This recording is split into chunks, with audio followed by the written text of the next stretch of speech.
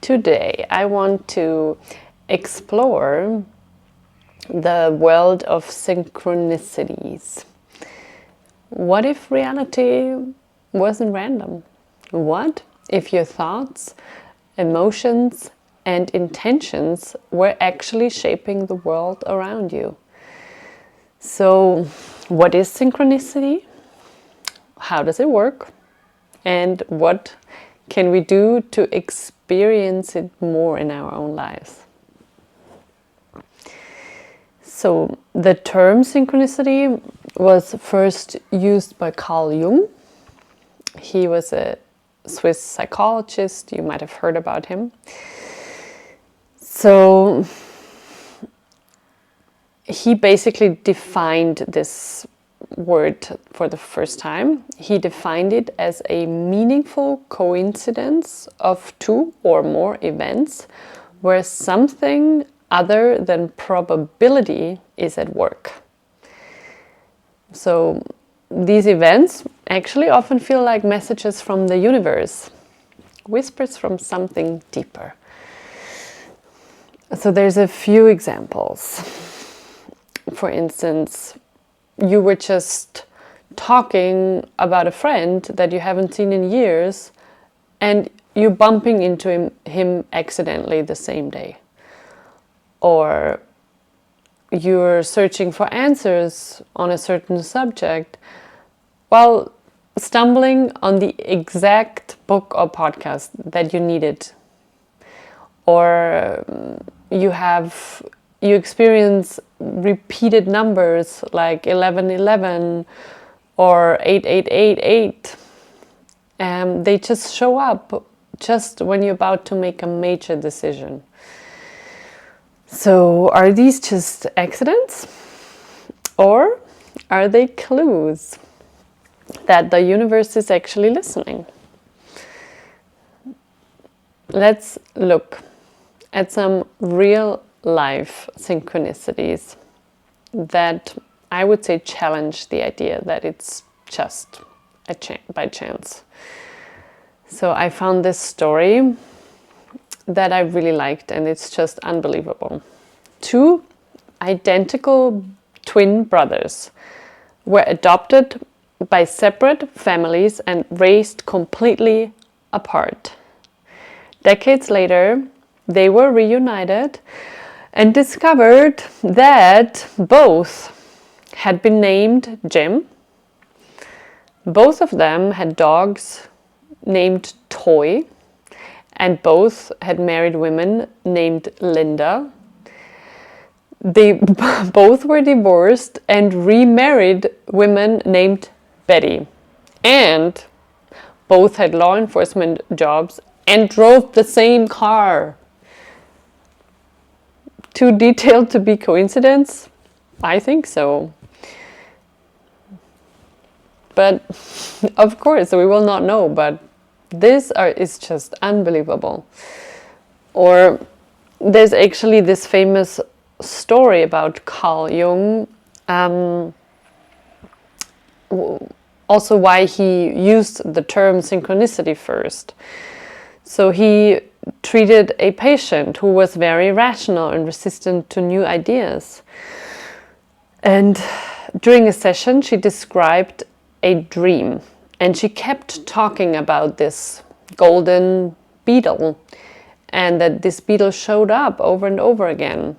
And that very moment, the same kind of beetle she talked about flew into the room and kept tapping against the window, and it wouldn't stop. Anyways, that just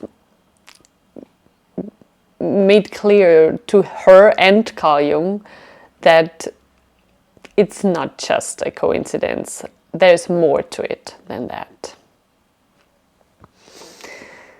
And of course, there are many, many more examples, but just to talk about two. Also, there's a lot of different ancient practices, and they all believed in aligning consciousness with nature and the cosmos. They would do aligned through rituals, through meditations, through drumming. Basically, yeah, if you research, there's so much about the same ideas from cultures all over the world. And now in the modern world, you can call it manifesting or energetic alignment. And actually, in quantum physics, the observer effect shows that you can influence a particle. And in quantum alignment, particles stay connected even in huge distances. So could our thoughts and emotions actually be entangled with the world around us? I think so. But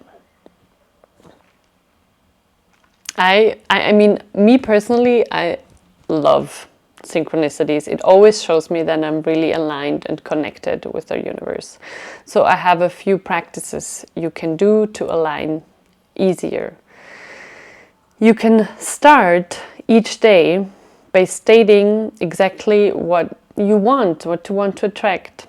For example, today I am open for guidance. Show me a sign. And you can be clear about what sign. Make it a specific sign, something specific that you don't run into every day. Yeah, I've experienced these signs so often. It's so gratifying when you feel like the universe is answering to your questions. Of course, also meditating, quieting the noise allows your intuition to speak louder and clearer. So ask, what do I need to know? And then listen. Also, you can keep a synchronicity journal and write down every meaningful, weird, funny coincidence. And over time, you will see that patterns will emerge and you can train your brain to notice these things more often. Also, act on your inner intuition. If you get the urge, for instance, to take a new route today, or like call someone or go somewhere, follow it. Synchronicity often shows up when we act on our intuitions. And last, again, ask the universe for clear signs. For instance, if I'm on the right path, or if this is the right decision. For instance, show me a white feather or an owl or a golden car. And when these signs appear, you will see that it will build your trust into the process. And me personally, it just makes me so happy because I feel like I'm communicating with the universe directly.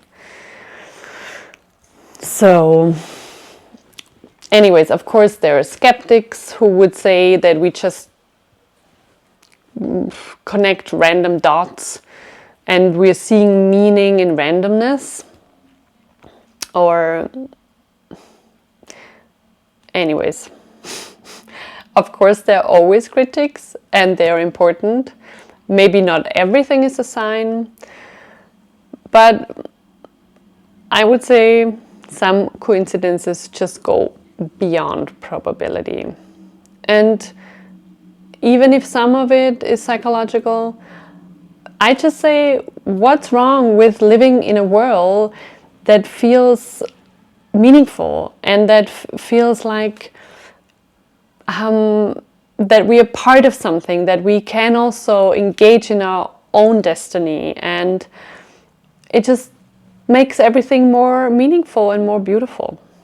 And on that note, I would also say that one of the main ingredients is gratitude. the more you're grateful for what you already have, the more you will attract things that you want to have. And the more you align with the universe.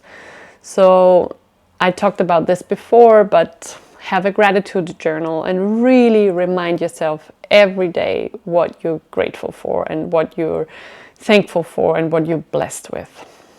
So on that note, if you have experienced crazy synchronicities before, I would be so happy to read about them in the comments. If I earned your subscription, please subscribe, share, and either way, I really hope to see you for my next teaching. And take care, have a blessed